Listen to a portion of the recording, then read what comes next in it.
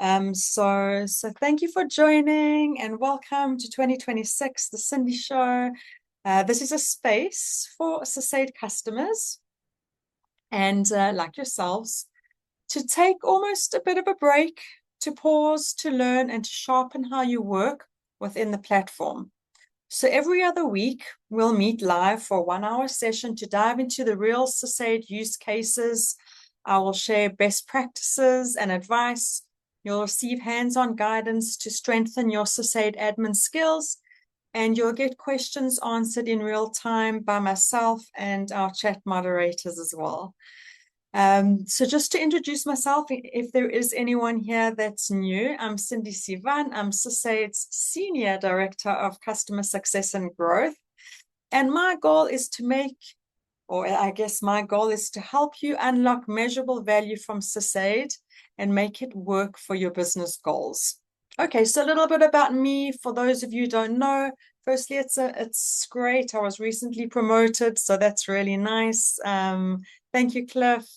So that's really nice to share.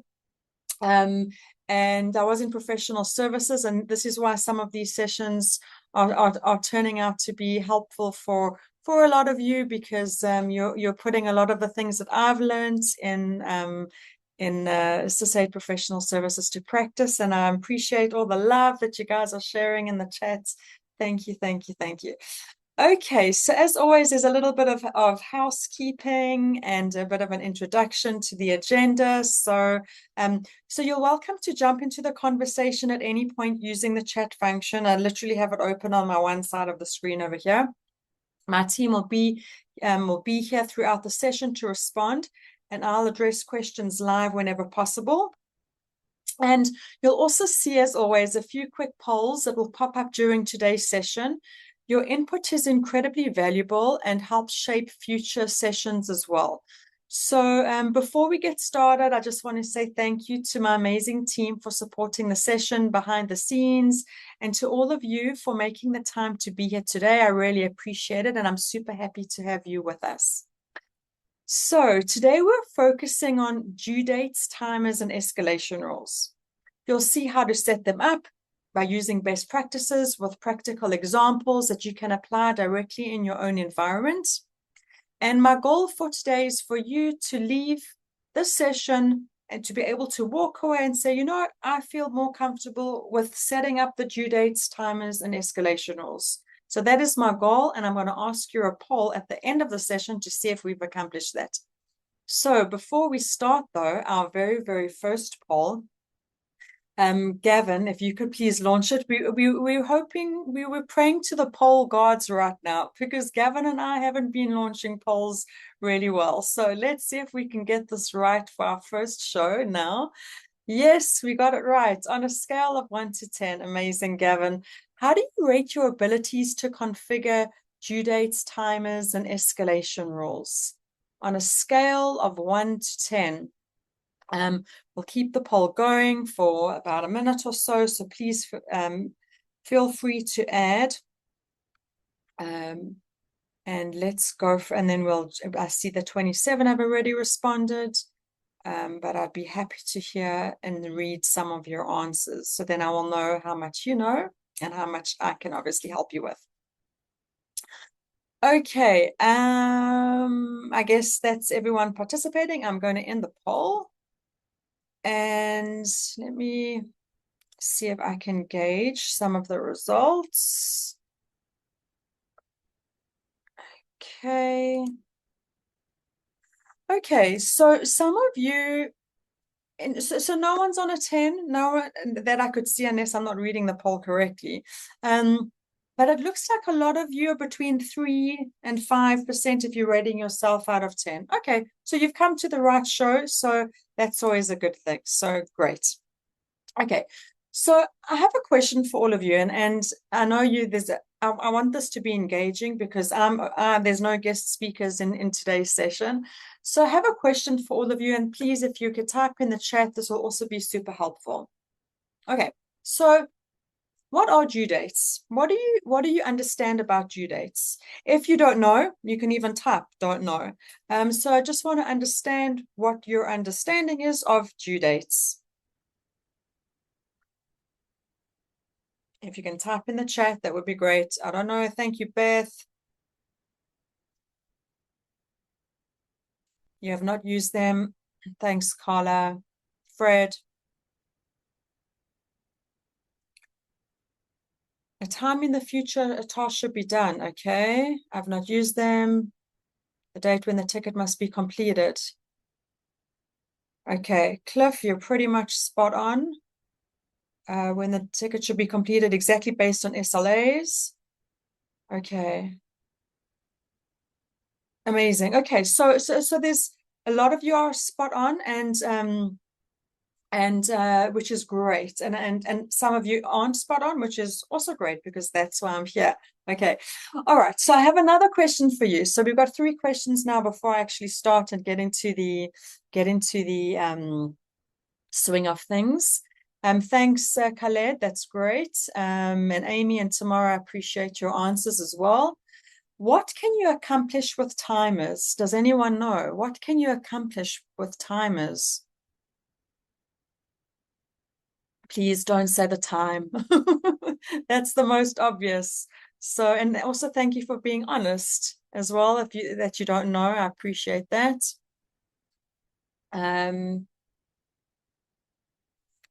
Anyone else? Prioritize work, notifications, amount of time worked on incidents and requests. I would use them as reminders. Okay, not sure to trigger an escalation. Interesting. Okay. Very interesting. Thank you for that feedback. And the last question for all of you, and then I'll let you listen to me for a little bit longer. And the last question is, does anyone understand the point of the escalation rules? Do you understand what is the point of the escalation rule? To make sure SLAs are met, trying to keep engagement, notifications, keep the ticket moving, to ensure SLAs are met. Okay. And workflow to make sure what needs to get done actually does. Okay. So you have very, very interesting feedback. So I'm glad that you're all sharing this. You use them to send reminder emails. Okay, yeah, that's great. Movement of tickets and to act as a reminder in certain situations. Okay, amazing. Thank you so much all for taking the time to write your feedback. And it also gives me an idea of exactly what we're going to be working on today. All right, so now let's start our hands-on workshop. Let's go into our SysAid spaces. I'm going to show you in SysAid spaces, but of course, if you are still in Classic and on the cloud, please, you should be in spaces. And if you're on premise, it's also okay. I'll show you how to get there if you're on premise, and hopefully one day in the near future, you'll be able to think of moving to the cloud. Okay, so as you know, we're talking about due dates, timers, and escalation rules. But before we can even go and set due dates, and some of you don't know what a due date is, and I'm going to tell you, what's super, super, super important is you always need to make sure that the operating times of your help desk set up according to your help desk. So you should be able to go into operating times. I'm just going to open up my other demo account, even though it is in the cloud, but it's the old Classic account, because I want to just show those that are still on Classic and maybe on premise how to obviously get there. So over here in operating times, this is where you'd get there. And in spaces, you saw I typed in the settings, I typed operating times. Now, why is it so important? And I'm going to go into here to modify. Your service desk has been set up according to a specific time zone. So first and foremost, please check that your time zone is correct for your help desk. Maybe you're not sitting in the Eastern US time zone, which is also okay. But your service desk can only be set up in one time zone. Okay. So that's probably one of your tasks to do, as if you are the SysAid administrator. But why do you want to have your operating time set up correctly? Now, my operating time for my help desk or my test account is from 8 a.m. to 6 p.m. Now, why is it important to have it set up like this? Is because let's just say somebody sends in a ticket and they send it in at 7 p.m. And if you don't have your operating time set, then if you do have SLAs in place, it's going to start counting from 7 p.m., 8 p.m., 9 p.m. until 8 a.m. So by the time you get to work, by the time your IT administrators, technicians, whatever you would like to call them, get to work at 8 a.m., the SLA could potentially be breached, because it's the time from 7 p.m. until 8 a.m. we know is, I think it's 11 hours, right? I made the maths class for that. So it's 11 hours. So, or maybe it's 13. I don't know. Anyway, maybe I missed that maths class. So the point of this is that you don't want 13 hours to be affected on your SLA, because it's obviously not accurate. Your service desk was closed.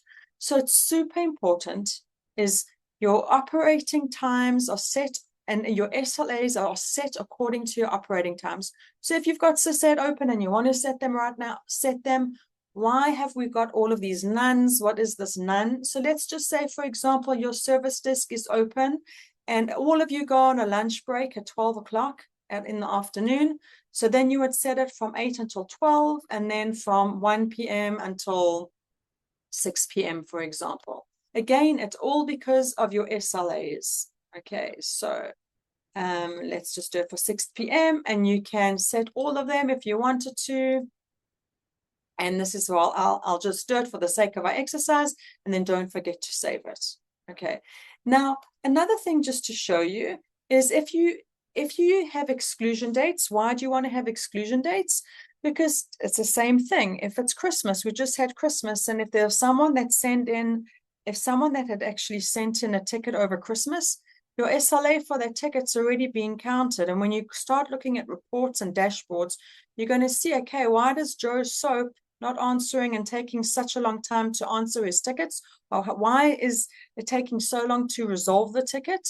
So if you just exclude the dates and add the date, for example, like I can't backdate it, but for example, Christmas or Thanksgiving, where you know your help desk is completely down, all you do is just add it and then save it. So it doesn't work retroactively. You have to go in and add them in for the year. It doesn't delete the previous years. You have to go in and delete, and then of course just save it. So please make sure your operating times are set 100% according to your help desk. Okay. Is there a maximum number of exclusion dates that you can have? No, I've never seen a maximum like being reached. Like you can just set as many as you want. You should clear them every year. Usually it's your public holidays, which I guess is 10 or 12 that you probably get a year. If you get more, then you're very, very lucky. Let me know your country you're living in and we're moving there. Okay, so so that's the operating times. Now, let's start off with the due dates. So I'm going to go back into my settings in Spaces, and let's go into due dates.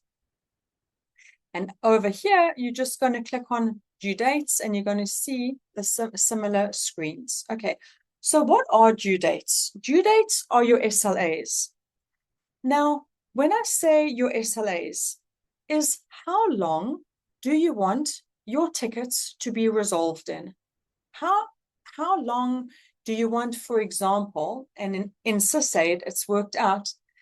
Let's just say you've got a specific category. How long do you want all of your tickets that have the category called HR to be resolved in? That's your SLA. That's your due date, when the ticket is due. And I know some of you had mentioned that, okay?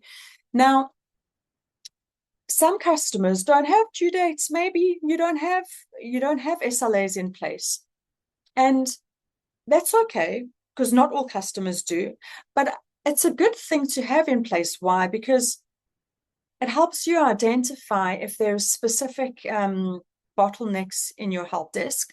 Let's just say, for example, you've got 8 technicians, and between 5 and 6 of your working day, you're down to your last 1 technician, because that's how your setup works. And your 1 technician is getting pounded with tickets and tickets and tickets. It's gonna, and maybe you're seeing that Joe Soap is taking too long to answer the tickets, because you can see that there's so many tickets. So it might actually show you, because it's taking him 5 hours to respond or to resolve a ticket, which might be long, because it's taking that Joe Soap so long, it might help you identify, okay, you know what, maybe I actually need technicians to work until 6 o'clock and not just let poor Joe Soap sit there on his own and just have a lot of tickets being sent through to him. Okay, so this is why you want to have SLAs.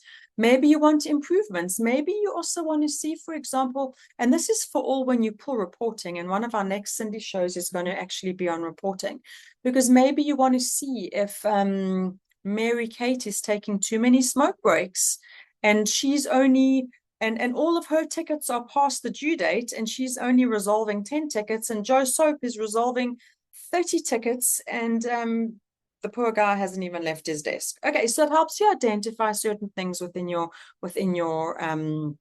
system. Okay, so I hope that answers your any questions. I don't know if there are any questions. If you have any questions, please feel free to take them in the chat. So now when we create due dates, there's a few ways that you can create them. Sometimes you have agreements. Like, let's just say, for example, you've got like the C-level agreement, or C-levels in your organization. Let's just say you've added them and you've put them on an agreement, because of course, when the CEO sends a ticket, you want to make sure, and we'll call this company A, let's just call this our C-levels. Okay, so no matter what the category, no matter what the priority, if your agreement, and let's just say it's your C-level agreement, you want this, for example, to be resolved within maybe even just 30 minutes, and then you would simply apply it. Okay, how do you create an agreement? It's quite easy. So I'll quickly, let me just duplicate this page and I'll show you. So if you want to create like a CEO or a VIP or something like that, you go over here. It's just going to agreements, service agreements, create new, and we're going to go in and we're going to call this VIP, and we'll just call it C-level. Okay, and we'll say apply. Amazing. You can create everything from here, but I'm going to take us back to where we were. Let me just refresh my page. Create new, and let's create that agreement. Here it is. This is our VIP C-level, and of course we can create the actual the due date, the due period as to when the ticket should be resolved. Okay, so one thing that's super important, I'm just going to change this, is I need to give you my best practice. My best practice is to set due dates according to priority, okay? And we usually companies have a P1 to P5. Maybe you have P1 to P3. It's also okay, all right? But if you've got a P1, you would usually want to have that resolved within 1 hour, and then you would click on apply. Now, I already have these set up really nicely according to my best practice, and let me show you what it actually looks like. Just type it in again. Due dates. So you can see I've already set, I've got due dates already set for all of my 5 priorities, and these are the different hours. Okay, so, and why did we set the operating times in the beginning? Is because these are the 60 hours that are based on your business hours, your operating times, not on, so if you put, for example, 24 hours, it's not 1 day. If your working day is 8 hours, then it's obviously 24 hours is actually 3 days. Okay, so that's why we set the operating times in the beginning. Okay, so let's go back. I just want to spend a little bit more time. You can also create due dates according to the category, like I said, according to incidents if you want to, according to the urgency. priority or the company. If you're an MSP and you work with different companies, or if you would like to set them according to company A, you want to resolve their tickets because you've promised them a certain amount of time, and then you can do it like that. And the reason why, I don't know if you're thinking this, the reason why I set the priority is because the priority is usually set by yourselves. Usually, if you've got customers that are submitting tickets and they're submitting through the self-service portal, they will define the urgency. And you know, when I submit tickets, always I put mine as urgent because I want my tickets resolved very, very quickly. When I've, irrespective if it's only affecting me, I want my tickets resolved quickly. So that's why you want to have the priority as your baseline, as your best practice. Okay, I'm ready to move forward. Any questions? Does this make sense? Maybe type, I'm going to get to your question now, Todd, but maybe you can just type in this. Does this make sense? Are you following me? Does it make, or does it sound like I'm speaking a little bit of gibberish because it's January and we're all back from vacation? Okay, and while you're typing that, all good. Thank you, John and Cliff. Makes sense. Amazing. Good, good, good. Thank you for that feedback. Amazing. Okay, Todd, does it need to be resolved by the due date time, or does it need to be worked on in some fashion, i.e. someone has changed the status from new to something else? That's a great question, and I'm going to answer it when we get to the timers. But I can tell you the due date is the resolved time, okay? Just so that you know, it's the time where the ticket is supposed to be resolved and not responded to, okay? How do you assign employees to a VIP agreement? That's a great question, Peter. I'm actually so glad that you asked that, and I'll show you because it's super important. So let's go over here into settings, and let's go into users, end users, okay, over here. And let's just say, for example, we want to put Amanda. You'll find the agreement over here, and Amanda is part of the VIP C-level agreement, and then you literally click on apply. Okay, one person can be part of one agreement only, all right? So, which obviously makes sense, but this is exactly where you would set the agreement when you're going to the end user level. And if you're on premise, I'll show you over here, you're going to go into tools, end users, and you would literally go into a user. If the agreement field is not there and you can't see it in this little triangle over here, you click on it, you find it over here on the left-hand side. Obviously, I've got it in already, but you find it over here on the left-hand side. You send it over to the right-hand side with that arrow. I've just used CI relations as an example, and then you literally save it, and then it's going to be at the bottom of the page, and you, of course, can adjust it. Okay, can agreements be added via groups? No, not specifically. Let me actually check that. I'm not 100% sure. Let me check that. Let me just go back into no, you cannot do that in groups. No, so it'll have to be on a specific level. You can actually do it. You could potentially do it in bulk. But the bottom line is everybody needs to be associated with an agreement if you are using agreements. Okay. I see that David is addressing some of the questions in the chat, and how do you do it in bulk? Okay, so let's see. Let's see if I can do this in bulk. Hang on. So over here in end users, let's just say it's Amanda and Lewis. I hope I can. More actions. Can't actually do it in bulk. Let me see. I want to just see if there was another way in spaces. I thought that we could do it in bulk. Maybe I'm getting rusty in my No, I'm so sorry. It actually can't be done in bulk, and it never has been. So I think I'm getting rusty in my professional services. So it cannot be done in bulk. So you would have to do it per specific user. If you are on the cloud, send an email to our customer care team. They might be able to help you by running a query. So because if you've got like hundreds of users, but I don't believe we can do it in bulk. It's a good feature request though. Okay, let's move on to timers because I don't want to run out of time and I do want to spend some time on escalation rules. Okay, so let's talk about timers. Now in SysAid, let me go back to spaces. Let me type in timers. Okay, and we're over here. You can just go into timers over here for anyone who's on premise. Okay, so within SysAid, you can create 10 timers. Okay, now the must to have timers that you should be having is time to repair and time to respond. And I think Todd, this is something that you were asking earlier. I think it was you.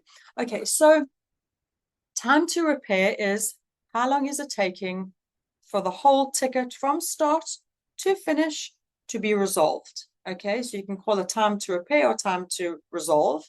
And time to respond is how much is it taking to respond.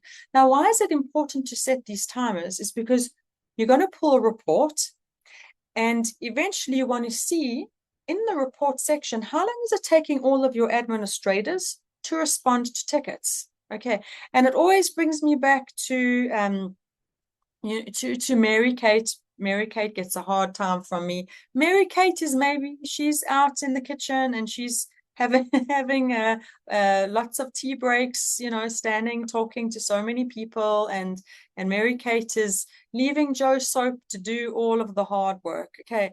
Or maybe it's not even necessarily a bad thing, and I'm not trying to shame anyone, but maybe you can see that bottleneck that we were talking about a little bit earlier, and maybe you've got one person on shift and they're taking a long time to respond because they're getting like so many tickets.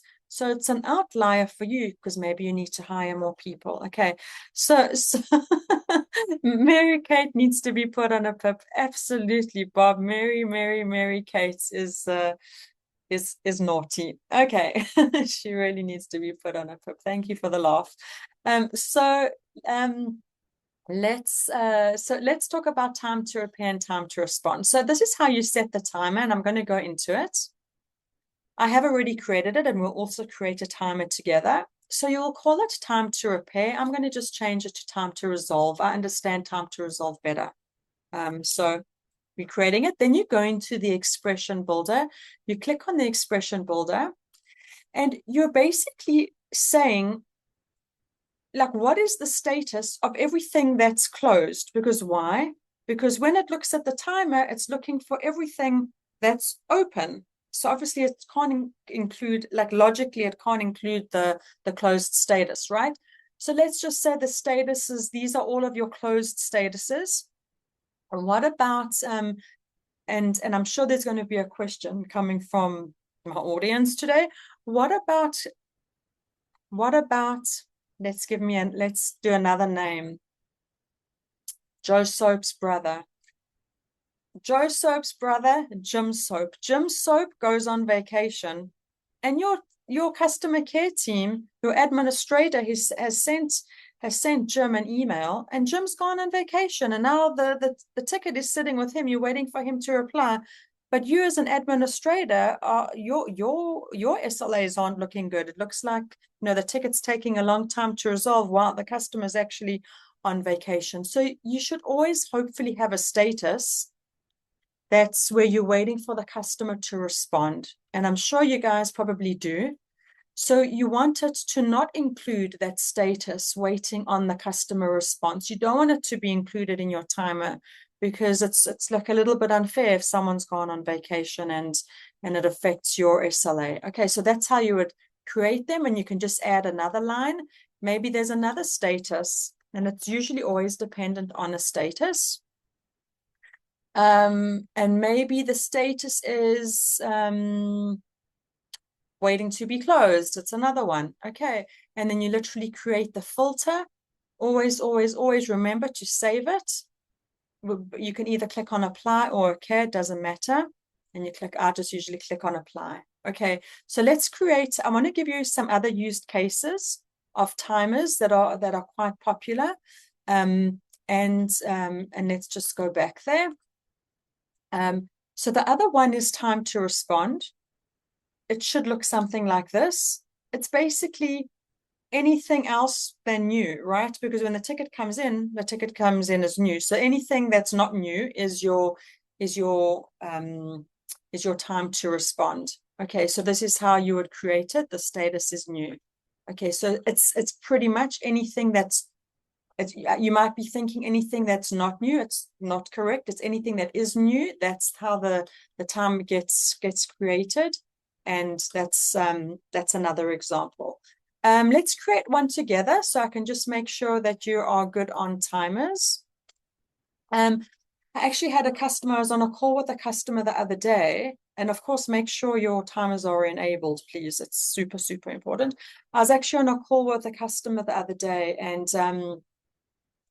she actually wanted to create a specific timer for a specific category. So this is what a new timer would look like. So let's just say, yes, you can only set a total of 10 timers, Brandon. So let's just say timer HR category. Okay, we want to see, for example, how long your HR team is taking to resolve their tickets. So this is how you would set it. You would go in here into the expression builder, and you would say the category is specifically, let's just make this bigger, is specifically HR. Can just actually create the filter like that. Okay. But if you wanted to, you can even go in and say, you don't really need to, but I just want to show you. You can also say, and, okay, so it gives you another one in the drop down. You all saw how I did that. And the admin group is the HR group. Because who knows, maybe there's another group that sometimes works in that category. So maybe if you really want to define it, you want to say that the admin group is the HR group. I'm trying to think if I could add in another example. And let's, of course, status. The status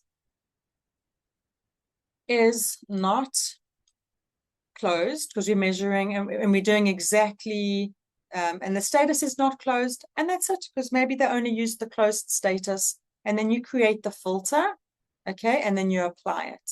Okay, so I hope that helps you on how to create timers, because it's super important for when we're doing reporting. And we do have some upcoming sessions. And while you're all with me, because everyone drops off at the end, I'm going to put in the next Cindy shows in the chat right now. You're welcome to register for those, because we're going to be going into reporting soon. Okay, timer creation would be great. Would be a great co-pilot action. I see what you're saying. To actually, I wonder if one can. Hugo, I see Hugo from SysAid. I think you're on the chat. Maybe you can actually answer that if you are still on the chat. If a timer can be created using the SysAid co-pilot agents. I'm not sure, but that's a really good suggestion. I'll double check here. And let's just see if there's anything here, maybe from our pre-built agents. I can't see anything for timers just yet, but that is really interesting. Okay, all right, I'm going to move on.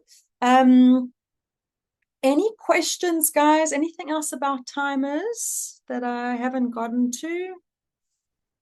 We have 2 blank timers that are enabled. Is that an issue? Can I just name them, or just that's not an issue. If they're enabled, it's not going to be recording anything. You can just literally go in and just go in here and just click on no and then save it. But it's not an issue and you won't break anything. And just one thing I do want to mention about timers is that they don't work retroactively. So today, if you create a timer like I just did, it works from today onwards. It doesn't work for the past. Okay. So please feel free to create timers. If you get stuck by some slight chance, you click on your mouse over here where it says help, and you can go straight onto the documentation page. And it's going to usually take you to the timers. Why hasn't it in this case? Doesn't make sense. Did I click on the right thing? Thought I did. Okay, it's not opening up the timers, but it doesn't matter. You can just type in timers if you're looking for anything in documentation, and the article will come out if it did not work. All right, let's continue. But before we do, everyone, how do you feel about timers? Is it still unclear? Do you understand what to do? Do you feel confident about timers? And you can, if it's still not clear, you can say so. I'm happy to receive the feedback. I'm not Mary Kate after all, so it doesn't matter what feedback what feedback I get. Okay, and I love emojis. I see the emojis on my screen on that side. So thank you. Would there be a need to have anything in the status new? Yes, Amy. Because why do you want to do that? Because you want to record how long it takes to resolve a ticket. And it's the only status that you use that comes in as a status of new. So you would need it. You definitely want to use this one that I showed you a little bit earlier to be able to understand the time to respond is when your status is new. Amazing Thailand, everyone. Ryan, I appreciate it. Okay, the filters will be especially helpful. Absolutely. Okay, good. So let's move on to escalation rules. Escalation rules is a very, very, very powerful tool. Okay, and I love escalation rules, and there's so much that you can do with escalation rules. So let's go in here together. Okay. Okay, so the first thing is escalation rules. Honestly, this is not best practice. I know this is my test account because I play around with escalation rules the whole time. I can tell you that if you've got a lot of escalation rules where you're actually sending notes and reminders and that type of thing, if you're sending too many notifications, you're going to see that your administrators are going to start ignoring them. So some of these escalation rules aren't necessarily a notification. Like you can set an escalation rule to archive your tickets. Okay, so and I can always show you that, but so sometimes it's not always an escalation rule that gets a notification. But if you've got escalation rules like this, it's too many. And if it was me, and we know if it was Mary Kate, she's going to be ignoring these. Okay, so let's create like best practice. The first escalation rule you should always have, and please, please, please, please test it first, always. Because when escalation rules work, and I've said this before in one of my shows, and I don't know if anyone remembers, when I was in professional services, I set an escalation rule.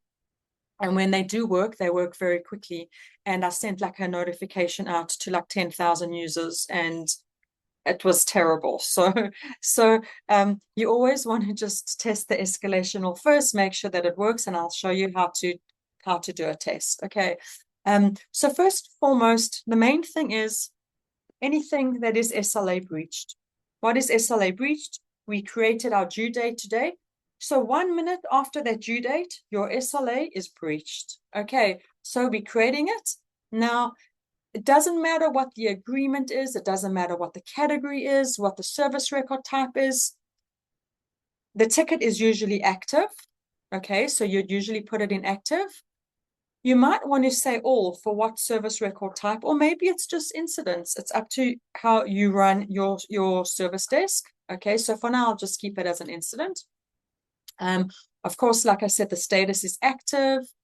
We're not looking at merge tickets. We're not looking at priority. It does not matter. We just want to know.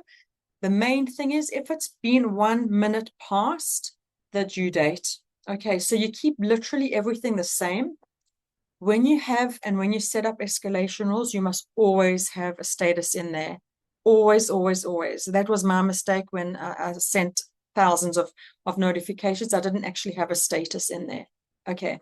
Now, when it comes to escalation rules, you can set one of three. Either this one, or that one.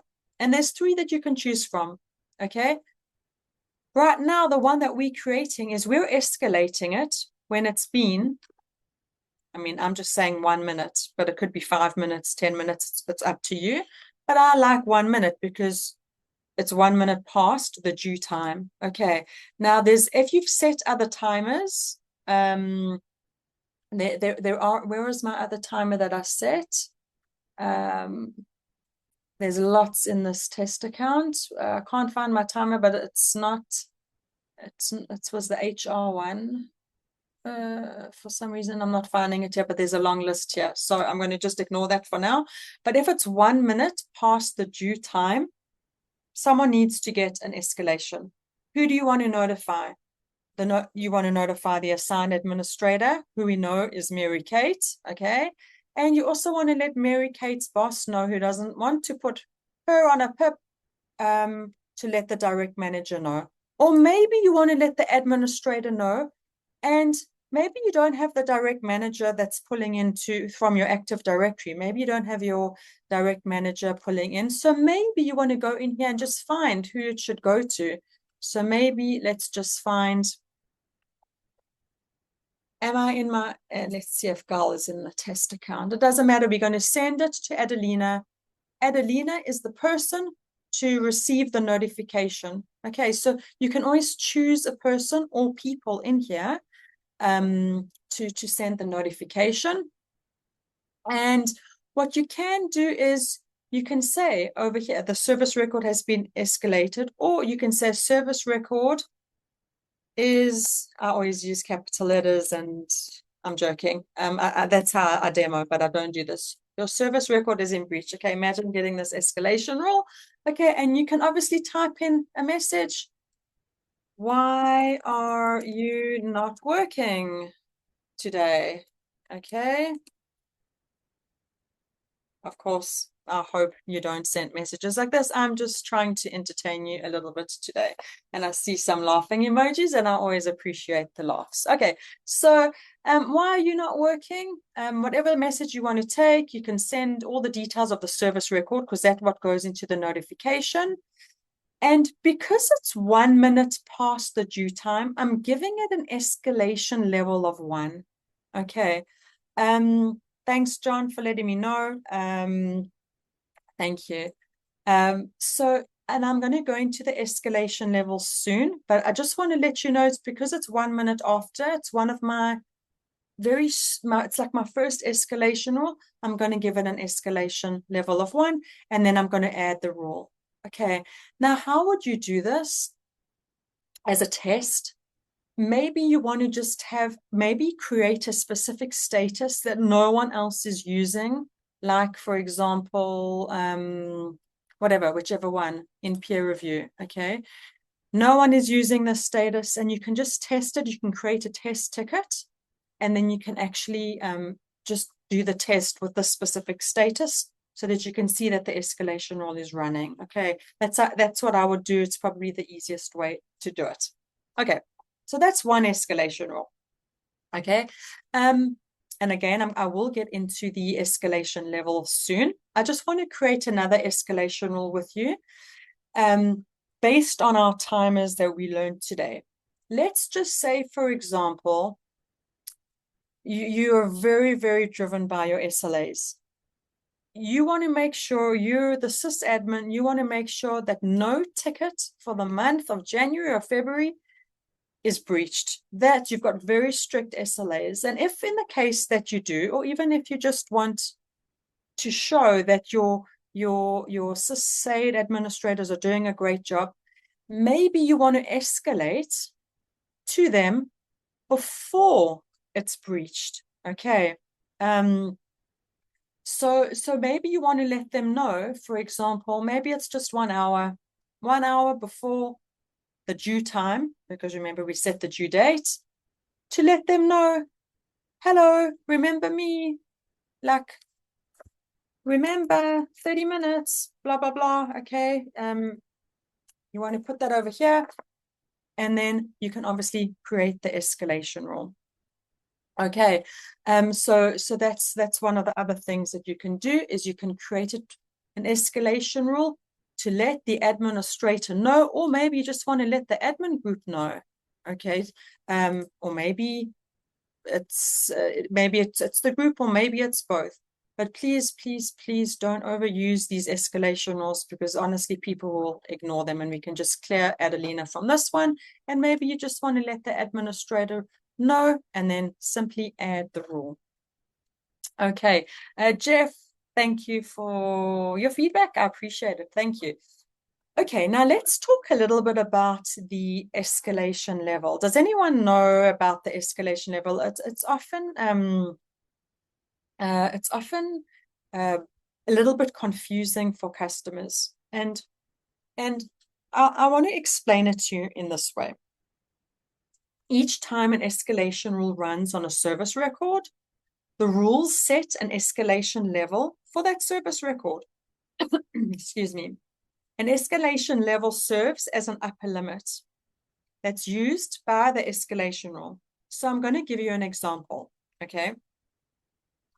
Each escalation rule has this level, like I said, for the service record.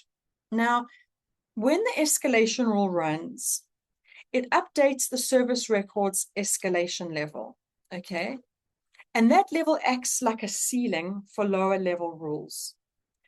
So what this means is, maybe it still sounds a bit confusing.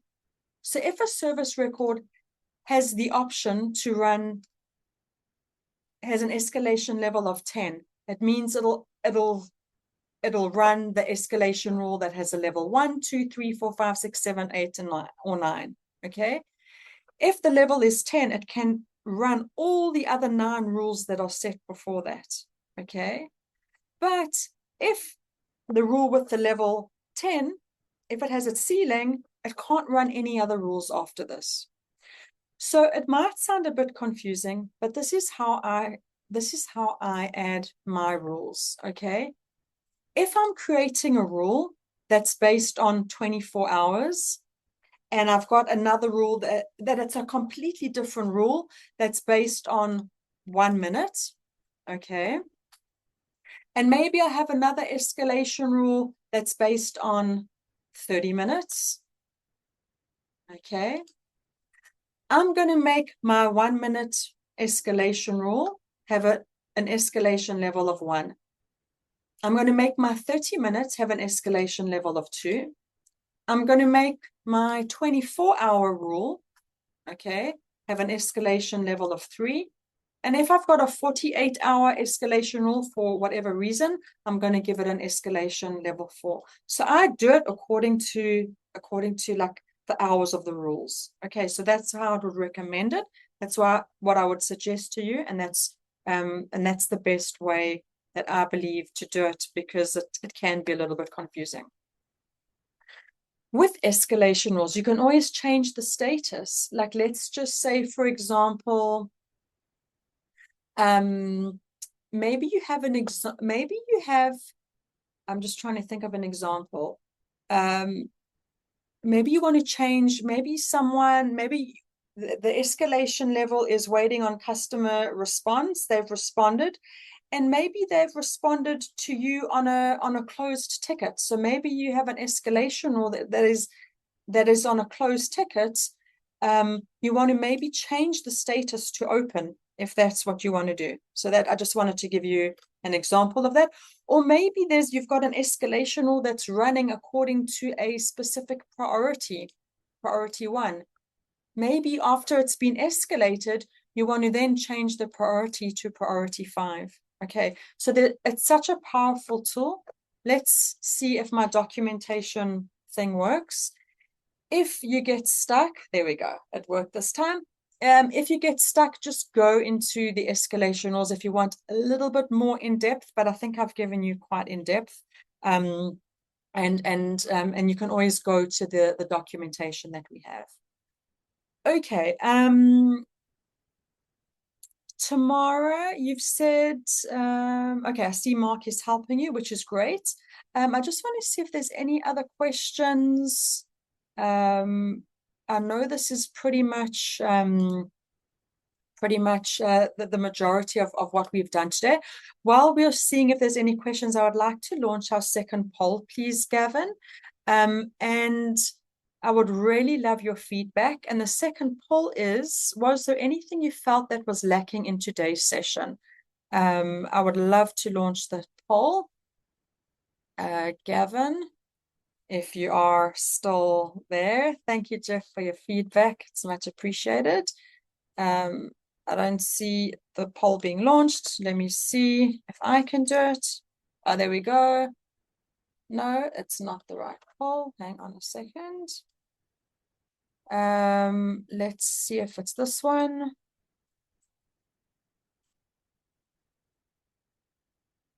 Okay. Hang on a second. I'm not able to launch this poll for some reason. No, I'm not able to launch the poll. Oh, there we go. Was there anything you felt that was lacking in today's session? Please feel free to type in. There we go. David, I think the poll's launched. So was there anything you felt that was lacking in today's session? I love your feedback. I really, really, really do hope that the session was helpful today. Any feedback maybe you want to say? I'd love to see something else. Again, please, please, please join the next Cindy shows. I'm really going in like hands-on training and showing you how to create all of these things. So please try and join those Cindy shows. Other than that, thank you all to everyone who has joined my session today. I look forward to a great year with all of you. And thank you to my chat moderators and for Gavin to launching these polls. I appreciate you all so much. And have a great day and week, and I'll see you in 2 weeks. Bye, everyone. Thank you.